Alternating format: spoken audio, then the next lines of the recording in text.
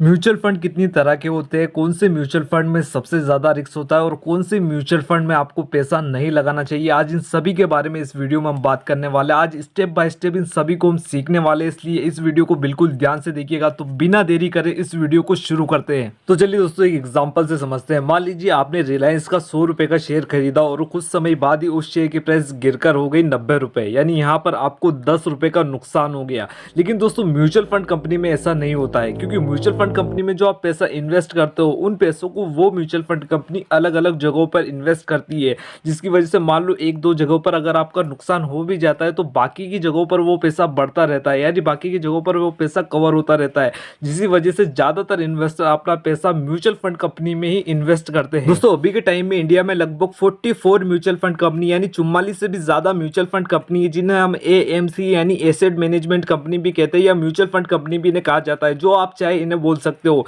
दोस्तों हर mutual fund company के अंदर आपको 10, 15, 20, 25 से भी ज्यादा म्यूचुअल फंड स्कीम देखने को मिल जाती है, जिनमें आप अपने पैसे अलग अलग जगहों पर इन्वेस्ट कर सकते हो। लेकिन दोस्तों किसी भी म्यूचुअल फंड स्कीम में पैसा इन्वेस्ट करने से पहले आपको उसकी पूरी जानकारी होना जरूरी है। दोस्तों मार्केट के अंदर अभी के टाइम में 20, 25, 30 से भी ज्यादा type of mutual fund scheme है, जिनमें आप अपना पैसा इन्वेस्ट कर सकते हो, लेकिन सभी आपका रिलेवेंट नहीं है। जो आपके काम की जिनमें आपको पैसा इन्वेस्ट करना चाहिए, आज उसी के बारे में हम इस वीडियो में बात करने वाले हैं। तो चलिए दोस्तों बात करते हैं अपने पहले फंड के बारे में, जिसका नाम है इक्विटी फंड। इक्विटी फंड का पर्पस सिंपल सा होता है कि वो आपके पैसों को सिर्फ और सिर्फ स्टॉक मार्केट में इन्वेस्ट करता है। दूसरे नंबर पर आता है टैक्स सेविंग फंड। ये फंड उन लोगों के लिए बढ़िया है जो जॉब करते हैं, जो अपने पैसों को बचाना चाहते हैं, जो टैक्स नहीं देना चाहते, उनके लिए टैक्स सेविंग फंड बहुत ही बढ़िया है। तो चलिए दोस्तों अब बात करते हैं अपने तीसरे फंड के बारे में, जिसे कहते हैं डेब्ट फंड। इसका सिंपल सा मतलब होता है कर्जा। दोस्तों नॉर्मली इंसान बैंक से कर्जा लेता है, लेकिन इस फंड में आप बड़ी बड़ी बैंकों को, बड़ी बड़ी कंपनियों को कर्जा देते हो, उसके बदले में वो कंपनियां आपको कुछ % इंटरेस्ट के रूप में देती है। दोस्तों चौथे नंबर के फंड का नाम है हाइब्रिड फंड। हाइब्रिड फंड को आप एक मिलीजुली सरकार मान सकते हो, क्योंकि ये थोड़ा इधर से थोड़ा उधर से मिलाकर अपना एक नया फंड बनाता है, जिसे हम कहते हैं हाइब्रिड फंड। दोस्तों हमारे पांचवें नंबर का फंड का नाम है इंडेक्स फंड। इंडेक्स फंड में आपको जो पैसा इन्वेस्ट होता है वो इंडिया की टॉप 50 कंपनी में इन्वेस्ट होता है, यानी हमारे देश की टॉप 50 ऐसी कंपनियां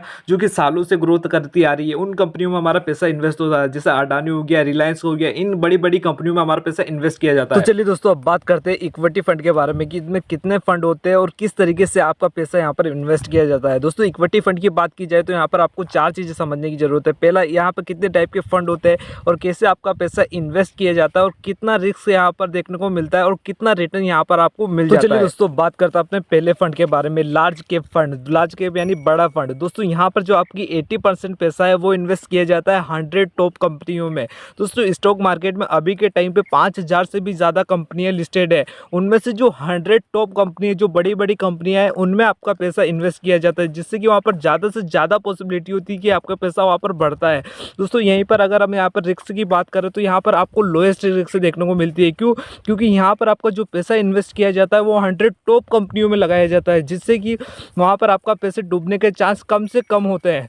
और दोस्तों वहाँ पर अगर हम रिटर्न की भी बात करें तो यहाँ पर आपको 12 से 15% का रिटर्न आराम से मिल जाता है।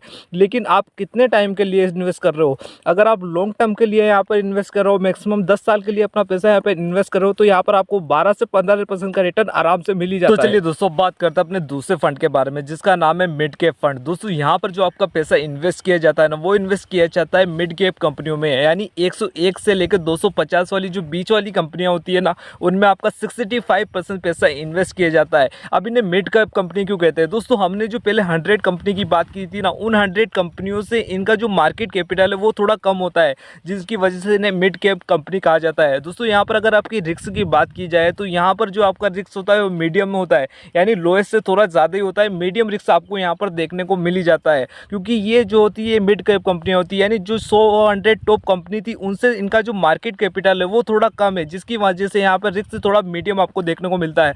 और यहीं पर रिटर्न की बात करें तो यहाँ पर आपको 10 से 20% का रिटर्न आराम से देखने को मिल जाता है, वो भी लॉन्ग टर्म के लिए। अगर आप मैक्सिमम 10 साल तक के पैसा इन्वेस्ट करते हो तो यहाँ पर 10 से 20% रिटर्न आपको देखने को मिलता है। तो चलिए दोस्तों अब बात करते हैं अपने तीसरे फंड के बारे में, जिसका नाम है स्मॉल कैप फंड, यानी छोटी कंपनियां। दोस्तों यहाँ पर जो आपका 65% पैसा है वो इन्वेस्ट किया जाता है 251 से लेकर नीचे वाली कंपनियों में, जो कि बहुत ही ज़्यादा छोटी कंपनी होती है, जिनका मार्केट कैप भी बहुत ही ज़्यादा छोटा होता है, जिसकी वजह से यहाँ पर जो आपकी रिस्क होती है वो बहुत ही ज़्यादा हाईएस्ट रिस्क आपको देखने को मिलती है। यहाँ पर आपका पैसे डूबने के चांसेस भी बहुत ही ज़्यादा होते हैं, क्योंकि ये सारी जो कंपनियाँ होती है ये बहुत ही ज़्यादा छोटी कंपनी होती है और कई सारी कंपनियाँ तो बीच में ही बंद हो जाती है, जिसकी वजह से आपकी रिस्क यहाँ पर बहुत ही ज़्यादा हाईएस्ट बढ़ जाती है।